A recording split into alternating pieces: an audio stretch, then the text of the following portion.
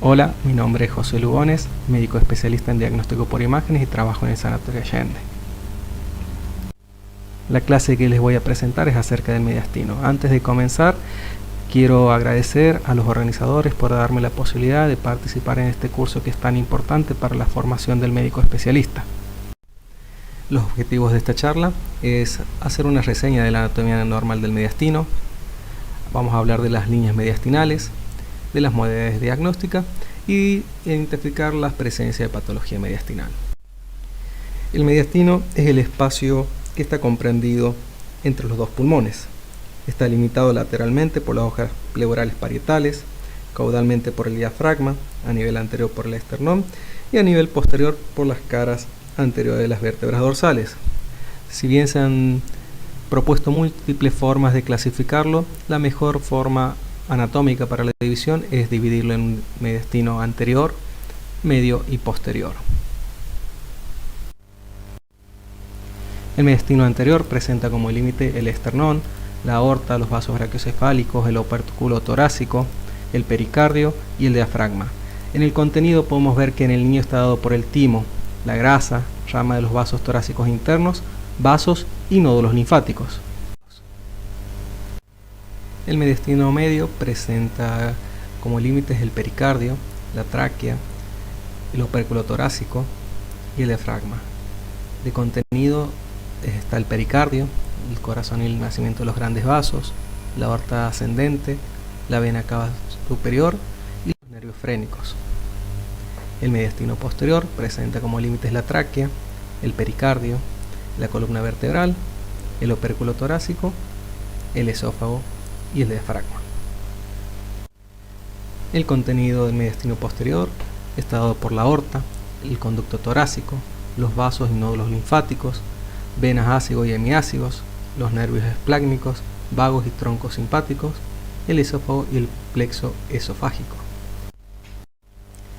El mediastino vascular está representado en la siguiente diapositiva, donde nombra cada uno de los componentes. Conocer la clasificación del mediastino con sus compartimientos y límites y su contenido es muy importante para poder realizar diagnósticos diferenciales ante la presencia de una lesión. Este cuadro extraído del libro Haga nos plantea distintos diagnósticos diferenciales según la localización. Por ejemplo, a nivel del mediastino superior, pensaremos en un bocio tiroideo o grandes vasos tortuosos. Si la lesión se ubica en el mediastino anterior, pensaremos en lesiones tímicas, tumores de células germinales, adenoma de paratiroides, malformaciones linfáticas o en hemangiomas. A nivel del mediastino medio, pensaremos en lesiones esofágicas, lesiones de la vía aérea, quistes del intestino primitivo o quistes pericárdicos. En el mediastino posterior, pensaremos en tumores neurogénicos, abscesos paravertebrales o hematopoiesis extramedular. Por último, si la lesión afecta múltiples compartimientos, pensaremos en mediastinitis, lipomatosis, adenopatías, tumores mesenquimales, alteraciones y anomalías vasculares y hernias diafragmáticas. Este segundo cuadro, también extraído del mismo libro, nos clasifica según la densidad de la lesión en tomografía. Como por ejemplo, si la lesión es grasa, vamos a pensar en un lipoma, en lipomatosis, entre otras. Si es densidad agua, vamos a pensar en algún tipo de quiste, en un teratoma, entre otros. Si es densidad de partes blandas, pensaremos en un timoma. Si es de alta atenuación, en ganglios linfáticos calcificados, y si presenta captación de contraste, pensaremos con una lesión vascular. Para comprender un poco más sobre los tumores del mediastino, tenemos que los mismos se manifiestan por compromiso anatómico, como por ejemplo la obstrucción de la vena cava superior, compresión tumoral, parálisis de cuerdas vocales, por atelectasias pulmonares, taponamientos cardíacos, arritmias, insuficiencia cardíaca respiratoria, el síndrome de Horner, quilotórax o quilopericardio y compresiones esofágicas.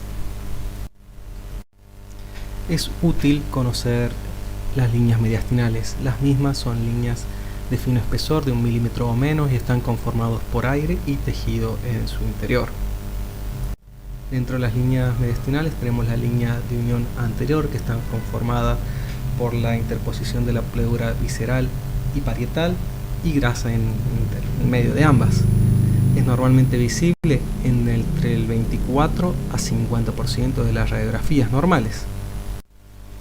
En esta imagen podemos ver en la radiografía cómo hay un desplazamiento de la línea anterior que se confirma por la tomografía. Este paciente había sufrido una lobectomía, por lo cual tenía el desplazamiento de la línea anterior. En esta radiografía vemos que hay un borramiento de la línea anterior, el cual se debe a un tumor del timo.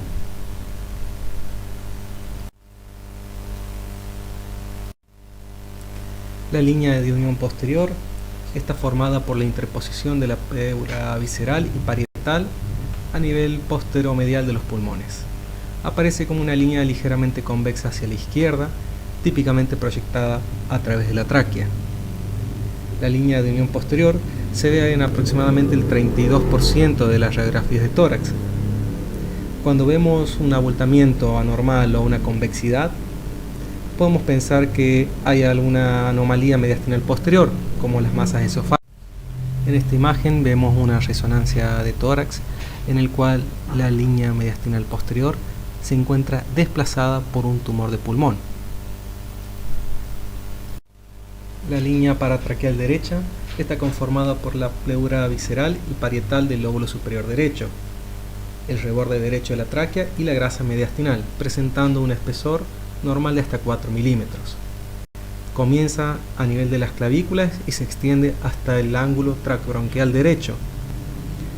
La línea paratraqueal derecha es la línea mediastinal más comúnmente visualizada, que en registros datan de hasta el 97%. En esta imagen, a la izquierda vemos una radiografía donde se ve notablemente el borramiento de la línea paratraqueal derecha. En la imagen de la derecha tenemos una tomografía del mismo paciente. En este caso se trata de un borramiento de la línea por un quiste broncogénico. El quiste broncogénico es una malformación congénita broncopulmonar. Se puede dividir en parenquimatosis mediastinal, siendo este último el más frecuente en más del 80%. Pueden causar síntomas respiratorios crónicos como la tos, estridor, sibilancias, dificultades respiratorias e infecciones recurrentes, presentándose principalmente en el niño. Pueden tener comunicación con el interior de la tráquea y comprimir el esófago. En esta tomografía podemos ver una lesión de bordes bien delimitados y de contenido ligeramente heterogéneo. Esta es una resonancia del mismo paciente, en donde se ve una diferencia de la señal. Esto se debe a que el contenido a veces puede ser líquido, puede ser contenido mucoide o a veces estar infectados. La línea paratraqueal izquierda se forma por el contacto entre la pleura del lóbulo superior izquierdo y la grasa mediastinal adyacente a la pared traqueal izquierda. La línea se extiende desde el arco aórtico hasta la arteria subclavia izquierda y es normalmente visible entre el 21 al 31% de las radiografías. En esta radiografía podemos ver cómo hay un desplazamiento de la línea mediastinal debido a un bocio endotorácico. La línea aortopulmonar está conformada por una interfaz de la pleura del pulmón izquierdo en contacto con la grasa mediastinal que rodea la arteria pulmonar y la aorta. Es una línea recta o ligeramente convexa que cruza sobre el arco aórtico y la arteria pulmonar principal. En casos de neumomediastinos, masas tiroideas o masas tímicas, o en caso de adenomegalias, pueden alterar la forma normal. En esta radiografía podemos ver cómo hay un desplazamiento de la línea, mientras que en la tomografía conformamos que está dado por ganglios a nivel del área prevascular. La ventana aortopulmonar normalmente se confunde con la línea aortopulmonar y se trata de un espacio mediastinal. Se encuentra en realidad a nivel posterior de la línea aortopulmonar. Está delimitado por el arco aórtico y la arteria pulmonar izquierda. Cuando vemos una alteración de la ventana aortopulmonar, podemos pensar que hay enfermedades en relación a los nervios vagos, al ligamento arterioso, a la grasa mediastinal, ganglios linfáticos y arterias bronquiales. En esta imagen radiográfica podemos ver que hay un desplazamiento, una alteración del espacio debido a múltiples ganglios aumentados de tamaño. La línea paraespinal derecha se ve debido a una interfaz entre la pleura y el pulmón derecho en contacto con tejidos blandos. Se ve en un 23% aproximadamente de las radiografías y se observa entre la octava y la 12ª costilla. La línea paraespinal izquierda se visualiza debido a una interfaz entre la pleura y el pulmón izquierdo en contacto con los tejidos. Es visible normalmente un 41% de las radiografías y se encuentra entre el arco aórtico y el diafragma. En estas dos radiografías podemos visualizar cómo están marcadas las líneas paraespinales derechas e izquierdas. En esta placa radiográfica podemos ver cómo hay un ensanchamiento de las líneas paramediastinales que corroboramos en la tomografía, que se debe a una hematopoiesis extramedular, la cual es una proliferación de las células hematopoyéticas por fuera de la médula, causada por diferentes tipos de enfermedades que producen aplasia medular. En esta radiografía podemos ver otra causa del ensanchamiento dado por osteofitosis dorsal. Podemos observar una magnificación de una radiografía de tórax en los cuales se ve un desplazamiento de las líneas paramediastinales. Al realizar la tomografía confirmamos que en este paciente se trataba de un aneurisma de aorta.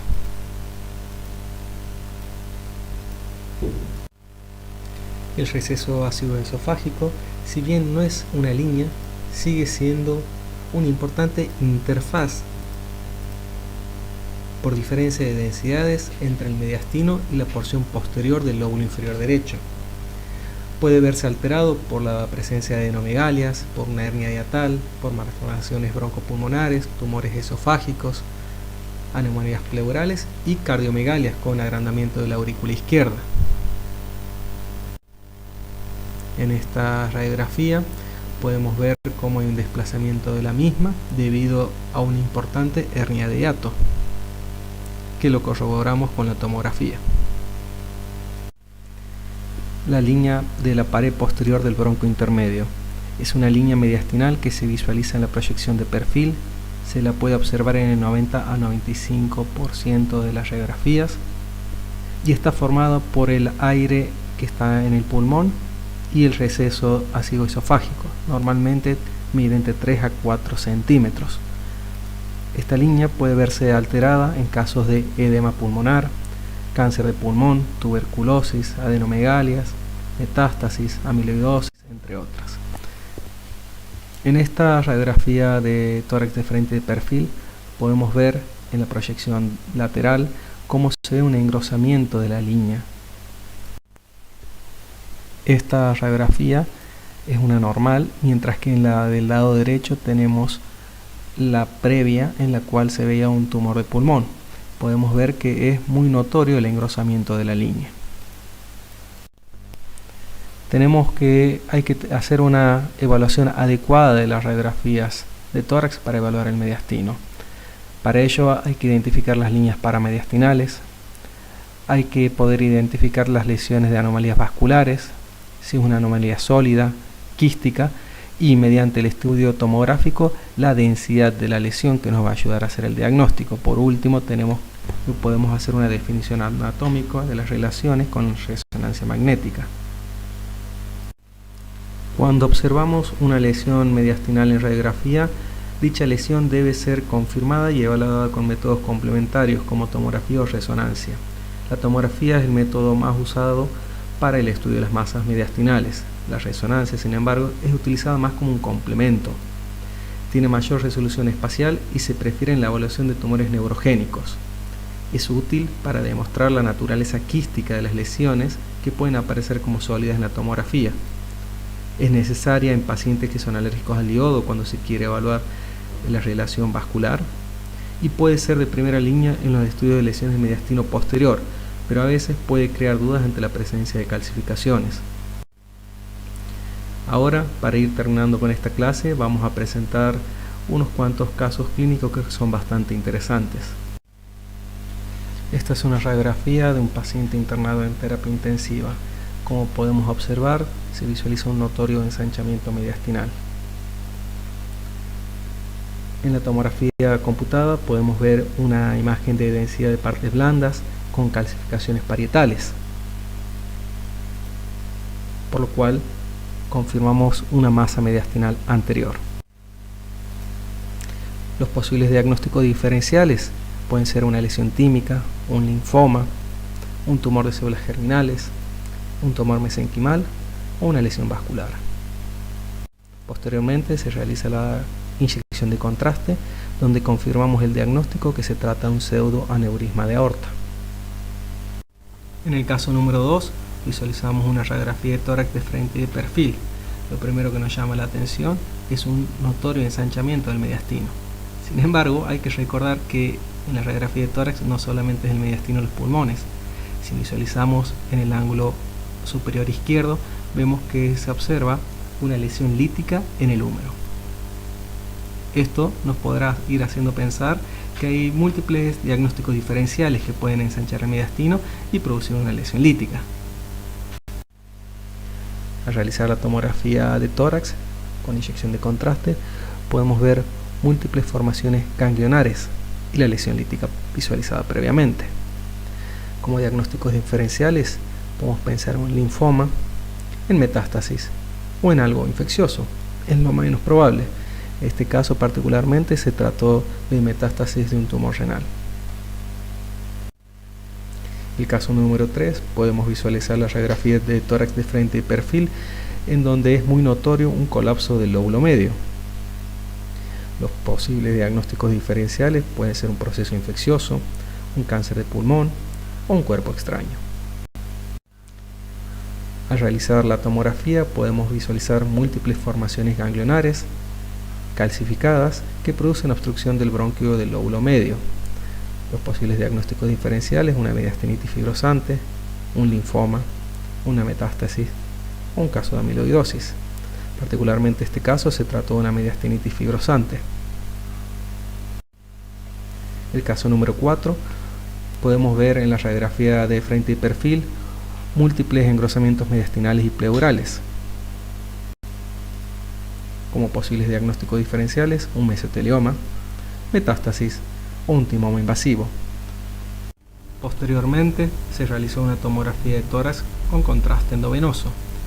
Podemos observar una masa polilobulada a nivel de mediastino anterior, con calcificación central y engrosamientos en la pleura posterior. Este paciente fue sometido a una biopsia bajo tomografía con el resultado de anatomía patológica de un timoma invasor. El quinto y último caso que vamos a presentar: en esta radiografía podemos ver una importante masa en el mediastino medio. Como diagnósticos diferenciales podemos pensar en una neoplasia esofágica, en múltiples adenomegalias o en un tumor mesenquimal. También podremos tener en cuenta un quiste de duplicación. A este paciente se le realizó una tomografía de tórax con inyección de contraste, donde vemos una lesión paramediastinal derecha, densidad de partes blandas. En realidad presenta una densidad líquida que no se altera con la inyección de contraste. El diagnóstico de este paciente fue un quiste broncogénico. Desde ya, muchas gracias, espero que esta clase haya sido útil para ustedes, y si tienen alguna duda o consulta, mi email de contacto es joselugones@gmail.com.